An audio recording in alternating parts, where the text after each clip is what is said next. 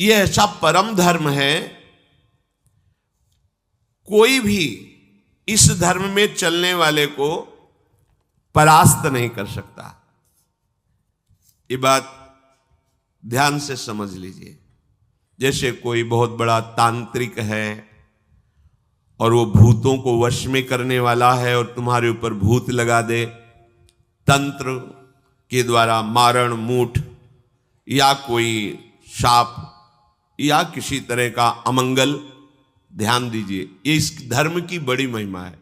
यदि आप भगवद आश्रित हैं, नाम जप कर रहे हैं, तो ना माया का कपट चलेगा, ना किसी का तंत्र तुम्हारे ऊपर चलेगा, ना किसी का कोई मारण मंत्र चलेगा, ना कोई भूतावेश तुम पर आविष्टित कर सकता है, ना किसी भी तरह की कोई विष आदि की।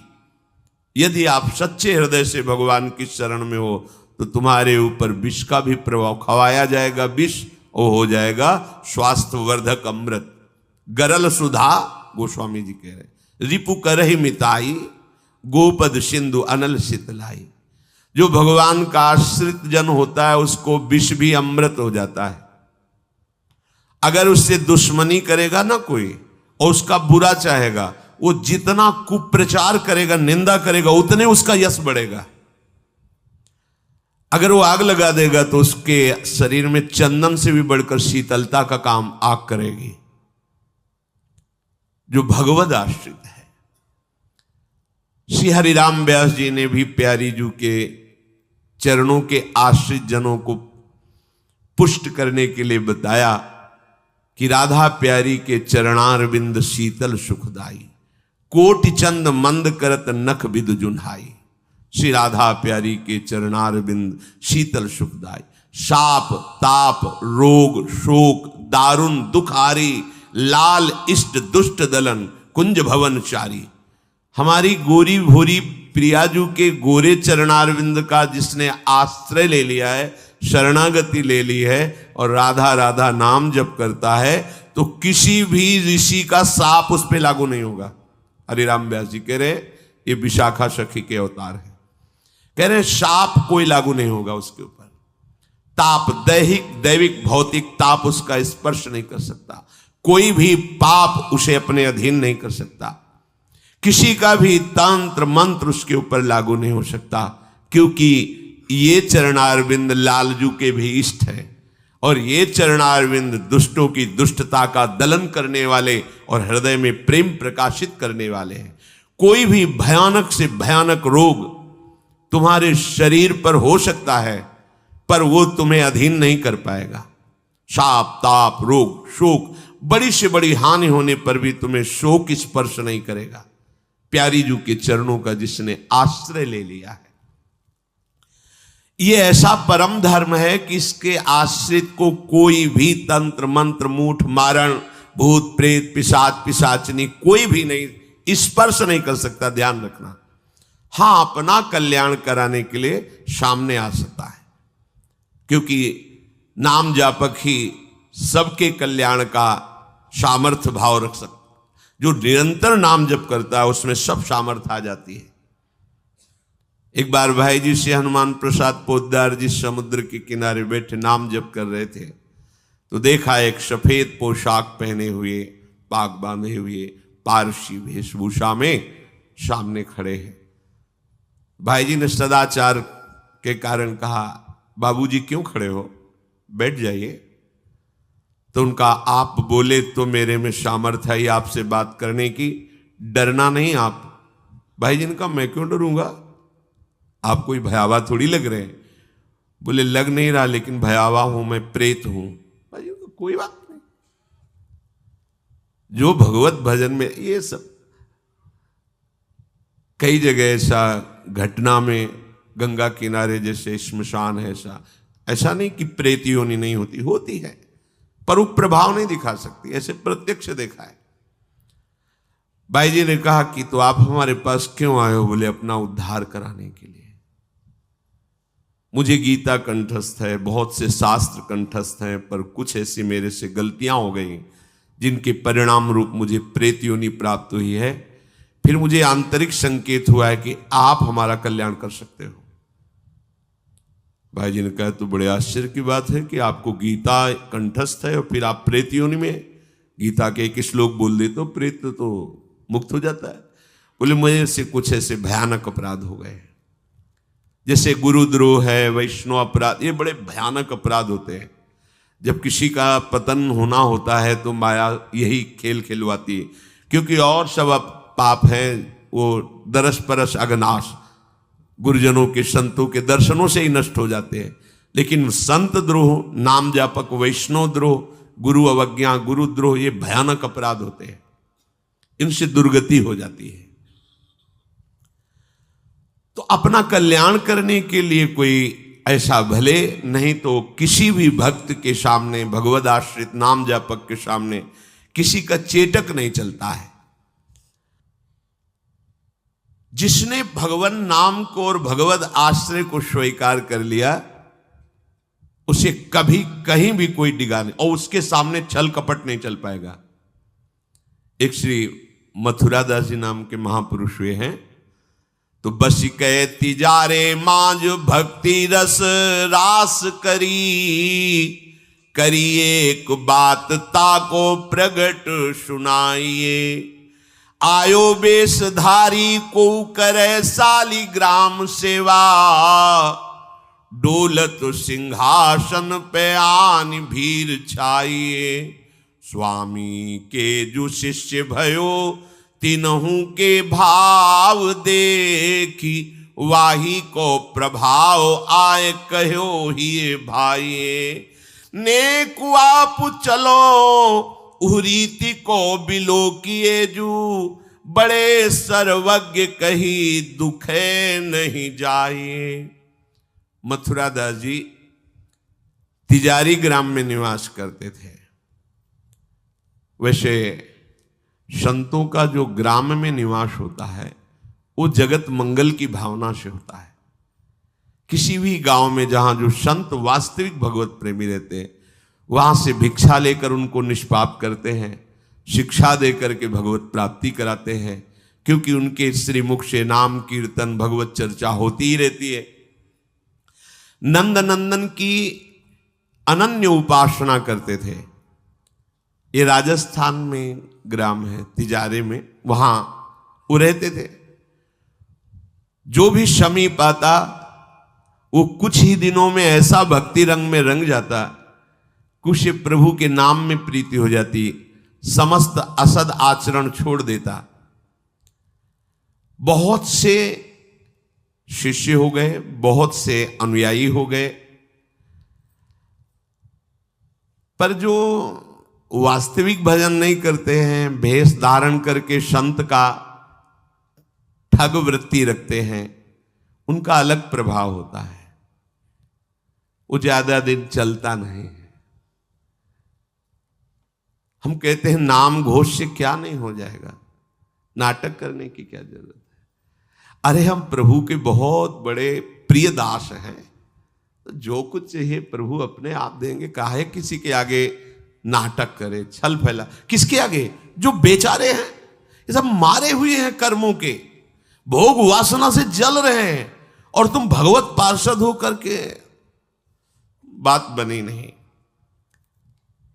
तो एक उसी नगर में उनका प्रभाव सुनकर भेषधारी जो बहुत बड़े तांत्रिक थे, मारण आदि का प्रयोग करने में बड़े सफल थे, पर भेष साधु का रखे हुए थे, अपना प्रभाव दिखाने के लिए वहां उस गांव में पहुंचे। पहचानना बड़ा कठिन होता है।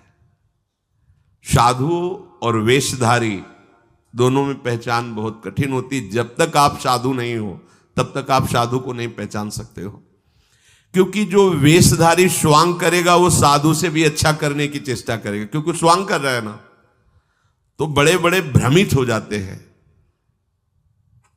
दर्शन भक्त अनूप सेवक जी ने लिखा है, पर रूप न शोभित प्रीति बिनु, और प्रभाव उनका ऐसा भरम भटकत भूप, बड़े बड़े राजा भ्रमित होकर उनके शिष्य बन जाते हैं। वेश का ऐसा प्रभाव है।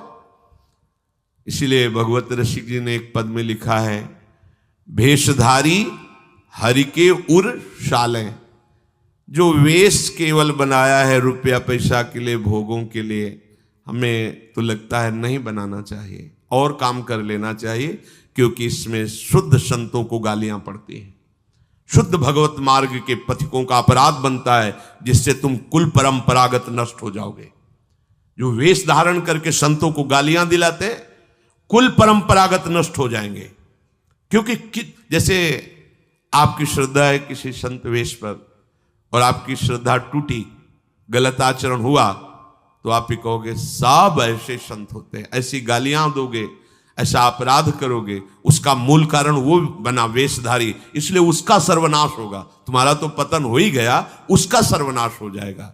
भगवत ऋषि जी ने जहां भगवत महिमा, संतों की महिमा लिखी है, वहां एक दो पद ये भी लिखे हैं कि वेशधारी हरि के उर शाले, वेश जो केवल कपट वेश बनाए हैं वो भगवान के हृदय में बड़ा दुख पैदा करते हैं, क्योंकि दासत्व तो भगवान का ही लिए है ना। बोले ये लोग दंभी लोभी कपटी नट से शिष्णोदर को पाले। शिष्ण कहते हैं जनेन्द्री को, उदर कहते हैं रसेंद्री को। उदर का संबंध रसेंद्री से, मतलब रसेंद्री के स्वाद से पेट भरते हैं और जनेन्द्री भोग के लिए लालायित रहते हैं, पर ये भेष धरे होते हैं भगवान के दासत्व का, साधुता का। बोले गुरु बने घर घर में डोले, नाम धनी का बेचें, परमारथ सपने नहीं जाने, पैसा नहीं को खींचे। कंठी जेबे में रहती है, घर घर में जाकर के कंठी बांधना, रुपए लेना, फसाओ फसाना, परमार्थ खुद नहीं पता, स्वप्न में नहीं जानते कि परमार्थ किसे कहते हैं, परमार्थ का ककारा नहीं आता, और लाखों कंठिया बांध के अगर एक एक देगा तो 1 लाख तो हो ही गए ना, बढ़िया है। हमने तो आज तक ऐसे साधु कभी एक नहीं देखे जो साधु रहे वैसे उधौर दे ऐसे देखा है, ऐसे करते नहीं। पैसे देने वाले का आदर कभी साधु के यहां नहीं होता। अगर आदर हो रहा है तो साधुता में कच्चाई है। धनी अभिमानी पदाधिकारी पैसों वालों का आदर साधु के यहां नहीं होता। अगर होता है तो कच्चाई है, सच्चाई नहीं है। सच्चाई होगी तो जान रहा है कि जिसके द्वारा भेजा गया है हम उसको देख रहे हैं, तेरे को क्या दे, तेरे को लग रहा है। तो हमने एक बार कसम खवाई थी, 3 बार कहा था तुम्हें तुम्हारे आराध्य देव की कसम है, अगर ऐसा लगता हो कि यहां तुमसे पोषण होता कभी मत देना, क्योंकि हमें पता है हमारा भरण पोषण हमारे गुरु से होता है, आचार्य से होता है, इष्ट से होता है। जिसने सृष्टि बनाई वो तुमसे सहयोग नहीं लिया है, अकेले बना लिए। तो हमारा भरण पोषण करने के लिए तुम्हारे जैसे को निमित्त बनाने की जरूरत नहीं है। वो तो तुम्हारे सौभाग्य उदय करने इसलिए निमित्त बना दिया।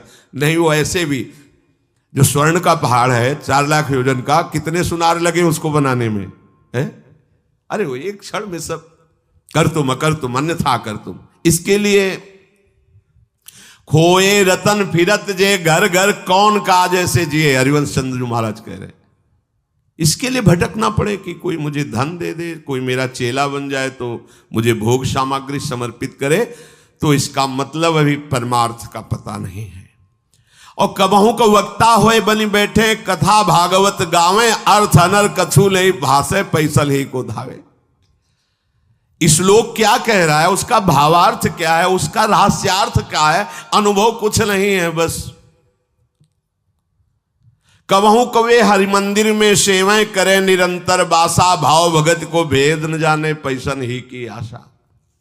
नाचे गावे चित्र बनावे कहे काव्य चटकीली, साच बिना हरि हाथ ना आवे, रहनी है सब ढीली। बिन विवेक वैराग भक्ति बिन सत्य नये को मानो, भगवत विमुख कपट चतुराई सो पाखंड ही जानो। वेशधारी हरि के उसको सहन नहीं हुआ। मथुरा दास जी की भक्ति का प्रभाव, हजारों लोग अनुयायी, हजारों लोग शिष्य बन गए। तो अब वो तांत्रिक था, तंत्र मंत्र का उसे बहुत ज्ञान था। श्री मथुरा दास जी जिस नगर में रहते थे वहां वो जाकर अपना नाटक शुरू किया। उसने सब जगह प्रचार प्रसार किया। मैं गंडकी नदी में 12 वर्ष तक खड़े होकर के तपस्या करके आया हूं, केवल दूध का आहार करता था। उसके प्रभाव से शालिग्राम भगवान हमारे बस में हो गए। और आप सबको मैं दिखा सकता हूं कि शालिग्राम मेरे वश में है। देख लीजिए, सिंहासन लाता, बाहर रखता, हजारों की भीड़, ऐसे ऐसे करता तो वो ऐसे शालिग्राम उठते और नाचते हुए ऐसे ऐसे ऐसे फिर रख जाते, फिर ऐसे ऐसे ऐसे ऐसे। अब तो सबको आश्चर्य हो रहा, जैसे चुटकी बजा रहा वैसे शालिग्राम की बटिया ऐसे ऐसे ऐसे। लोग, भीड़ कटने लगी, क्योंकि अब जैसे राधा राधा कहो, कोई जंतुर नहीं है, कोई भस्म नहीं है, कोई वादा नहीं है, तो फिर वहां तो दिखाई दे रहा ना ऐसे। देखो ये सब तो लगता है ना कि हाँ भाई। अब हमसे पूछो कि हमारे मन में क्या चल रहा है, हमें नहीं पता है। हमें ये देखना है कि हमारे प्रियाजू के मन में क्या चल रहा है। मन मन की रुचि जानिने, मुझे अपनी लाडली की मन की जान के उनकी परिचर्या में रहना है कि तुम्हारे मन की जान के तुम्हारी परिचर्या में रहना है। हाँ, तुम यदि मन से ऊपर उठना चाहते तो हमारी बात मान लो, मन को अधीन करके, और मन के अधीश्वर भगवान में तुम्हारा प्रेम हो जाए, तुम्हारा जीवन कृतार्थ हो जाए। अब वहां नाम नंद नंदन का भजन पद्धति, तो जो कमजोर लोग थे उन्होंने कहा कि आज तक कोई चमत्कार तो दिखाया नहीं मथुरा दास जी ने। देखो ये हैं संत, 12 वर्ष से दूध पी के गंडकी नदी, 12 मिनट भी नहीं खड़ा होगा कभी। अब भेंट जो जितनी चढ़ाएगा उतने उसके दुख नष्ट होंगे। अरे भैया वहां तो रुपया सब समेटता, फिर दूसरे मोहल्ले में, पूरे गांव में अब तो जय जयकार, शालिग्राम भगवान को नचा। कोई सेवा की सामग्री लेने गए थे मथुरा दास जी की श्रीअंग सेवा में जो रहते थे संत जन, उन्होंने देखा, वो आए, बोले महाराज एक बड़ा चमत्कारी महात्मा आया, वो कह रहा 12 वर्ष से हम दूध पीकर गंडकी नदी में, वो ऐसे ऐसे करता है। तो बोले भैया भक्त तो हो ही नहीं सकता, भक्त भला भगवान को अपना प्रदर्शन क्यों बनाएगा और उसके बदले में भेंट लेकर के, ये तो नाटक है भैया। वो देखे भी नहीं थे, बोले ये तो नाटक है, कोई संत ऐसा नहीं कर सकता, कोई भक्त ऐसा, कोई संप्रदायाचार्य से दीक्षित वैष्णव मार्ग में चलने वाला, ये तो अपराध है। तो उनका महाराज जी तो हजारों लोग वहां प्रभावित हो रहे, अच्छा है भगवान उस रूप में। बोले नहीं महाराज, फिर सत्य मार्ग के प्रकाशित करने के लिए आप यहां विराजमान, अगर उसका कपट पाखंड चला तो हजारों लोग धोखे में हो जाएंगे, चलो आप एक बार उसके सामने। तो उनका कि यदि हम उसके सामने गए तो उसका सब ये दुकान बंद हो जाएगा। बोले महाराज जी आप जरूर चलो, क्योंकि आपके चलने से यदि लोगों की श्रद्धा भगवान में वास्तविक लगे तो आप भी तो यही चाहने के लिए यहां गांव में वास कर रहे हो। उनको बड़ा दुख हुआ कि एक तो उसको दुख होगा, उसका नाटक बंद होगा, दूसरा कि वो जान क्यों नहीं रहा है जिन भगवान को तुम नचा रहे हो, अगर वास्तविक उनके तुम सेवक बन जाओ तो तुम्हें सब कुछ प्राप्त हो जाएगा। शालिग्राम भगवान श्री हरि ही है, कोई और नहीं है।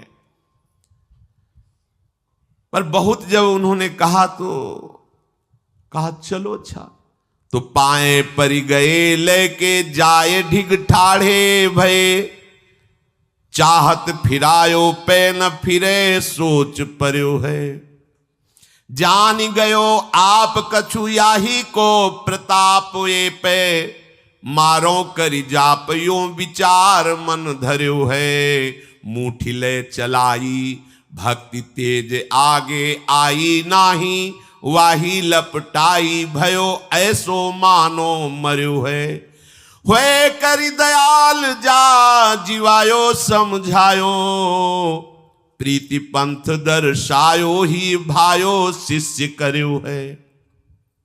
सभी शिष्यों ने चरण पकड़ करके मथुरा दास जी को मनाया कि आप वहां चले। तो आप गए, सादे वस्त्र एकदम सहज स्वरूप साधु का, जाके भीड़ भी इनके साथ है कि भाई मथुरा, उनका भी प्रभाव था तो बहुत सी भीड़ साथ गई। जाकर के गांव वालों ने कहा कि भैया वो आप जो स्वामी जी दिखाते थे शालिग्राम भगवान का चमत्कार वो दिखाइए, हमारे गुरुजी आए हुए हैं।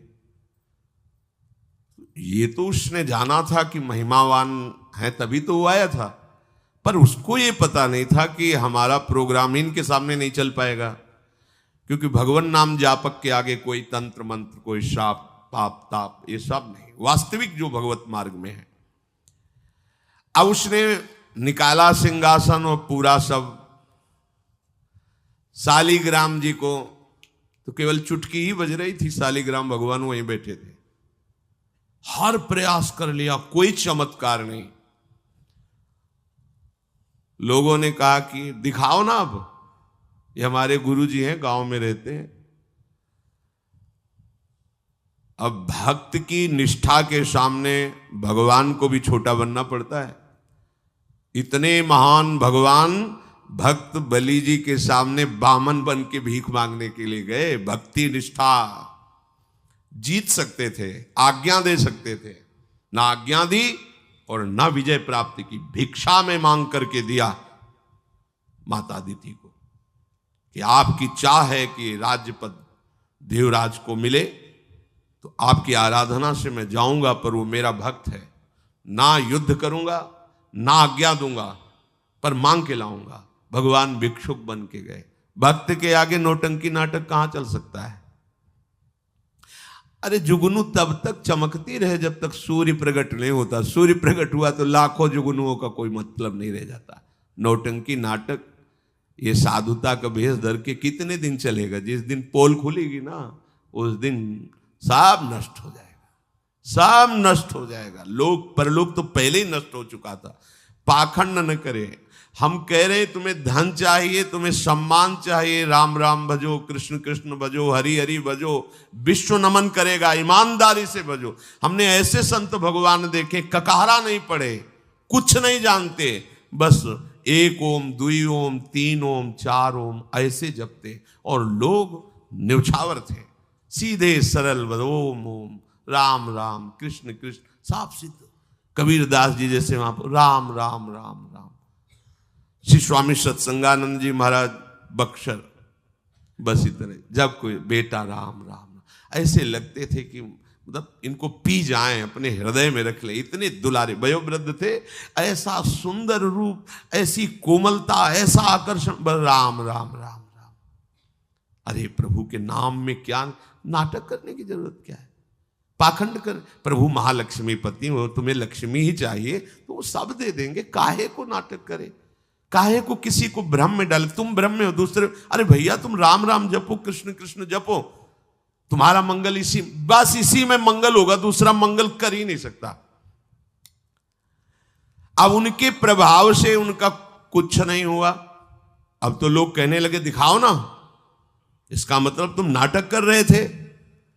अब सबके सामने उसका मान नष्ट हुआ, उसका सब तंत्र बेकार हो गया। कुछ लोगों ने कहा पकड़ो और मारो इसको, पीटो, बहुत नाटक करके रुपया कमा लिया, सब छीन लो, धन छीन लो। किसी ने कहा मार पीट के इसे न्यायाधीश के, पुलिस डिपार्टमेंट को दो। ये मथुरा दास जी ने सबसे कहा देखो अगर हमको लाए हो तो हमारी बात मानो, इनको किसी भी तरह का कष्ट मत दो, कोई भी बंधन नहीं। और उनसे कहा भैया आप जिसका नाटक कर रहे हो ना, अगर सत्यता से इसे मान लो तो जिन लोगों ने रुपए चढ़ाए ये बहुत थोड़े हैं, वो तुम्हें निहाल कर देगा। सत्यता से भजन करो, ये काहे को नाटक करते हो? इतना कह के वो चले गए। पर उसको समझ में नहीं आया। उसने कहा अच्छा तुम अपनी दिखा दी, अब मेरी देखना। सबके बीच में कहा तुमने अपनी दिखा दी, अब मेरी। मूर्ख को समझ में नहीं आता। उसने कहा ठीक है तुमने दिखा दिया, अब कल सुबह तक तुम देखना कि मैं तुम्हारा क्या करता हूं। क्योंकि उसे मारण का प्रयोग आता था। अब ये क्रोध उत्पन्न हो जाए तो राक्षस बना देता है, और क्रोध उत्पन्न होता है कामना से, और उसकी कामना सब नष्ट हो गई ना, सब किया कराया सब माटी हो गया, क्योंकि लाखों लोग प्रभावित हो रहे थे। अब वो क्रोध के वशीभूत होकर तामसी जप करने लगा। तामसी जप होता है विनाशकारी। अपवित्र सिद्धियां उसके पास थी। पवित्र सिद्धियां भी होती है जो दूसरों का मंगल करती हैं, अपवित्र सिद्धियां होती हैं जो दूसरों का नाश करती हैं। उसने मारण विद्या का अनुष्ठान किया, जिसे देहाती भाषा में मूठ कहते हैं। आज मैं इस अभिचार से उस महात्मा का सर्वनाश कर दूंगा। भूल भूल भारी भूल। जो साधु की मीच तक है वो उसी मीच से मरता है। ये तो समझ में ही नहीं आया। सरस्वती जी को देवता और ब्रह्मा जी सब प्रार्थना कर रहे हैं कि अयोध्या वासियों की बुद्धि तो बदल दी, वापस गए। भरत जी आ रहे हैं, इनकी बुद्धि बदल दो, नहीं भरत जो कहेंगे वही राम करेंगे। तो दिमाग पलट गया है भरत की बुद्धि। अरे प्रभु का इशारा था इसलिए अयोध्या वासियों की बुद्धि बदल दी। भरत जी के विषय में सोचोगे भी तो नष्ट हो जाओगे। महाप्रेमी भरत के विषय में सोचना ही तुम्हारे लिए अमंगल हो जाएगा। और हम क्या, करोड़ों सरस्वती भी हो तो भरत की भाव भरी भक्ति में बाधा नहीं पहुंचा सकती। अब उसने प्रारंभ किया बैठ करके आसन में मूठ का, एक खप्पर जैसी आकृति प्रकट होती है और उसमें जाजुल्यमान तेज होता है। और वो जहां जाएगा तो जिसके पास जाना है वहीं शुरू हो जाएगा उसका खून पोकना, नीचे से शौच द्वार से मुंह से वो खून की उल्टी आना, उसके पहुंचते पहुंचते और जहां पहुंची तो वो नष्ट हो जाएगा, मर जाएगा और वापस चली जाएगी। वहां जाके प्रमाण देगी कि हम काम कर रही हैं। वहां भक्तों ने देखा कि एक खप्पर में आग जलती हुई राउंड राउंड से गोला होता, तो जाके कहा मथुरा दास जी ये उसकी चलाई हुई मूठ है, तुम कुछ परेशान मत हो, यहां कुटिया की डेहरी में भी प्रवेश नहीं करेगी। अब वो आकर के मारण बस वहां घूम रहा है। मथुरा दास जी निकल के आए, हाथ जोड़ा, क्योंकि सब मंत्र सब सिद्धियां भगवान की, तो ना चाहे पवित्र हो या अपवित्र हो, तो उन्होंने कहा तुम सर्वज्ञ भगवान की ही शक्ति से संपन्न हो, तुम जानती हो कि हमारा कोई अपराध है क्या? अगर अपराध है तो हम बाहर निकल के आते हैं, आप हमें नष्ट कर दो। यदि अपराध नहीं है तो जिसके द्वारा किया गया उसको दंड दो। तुरंत मूठ वापस हुई, कोई मंत्र मंत्र नहीं पड़ा, तुरंत वो मारण वापस हुआ। उधर शुरू हो गया उसका खून, नीचे से ऊपर से, जैसा इनके जैसे काशी नरेश को जब पौंड्रक राजा के साथ भगवान ने उद्धार किया तो उसके लड़के का नाम था सुदक्षिण।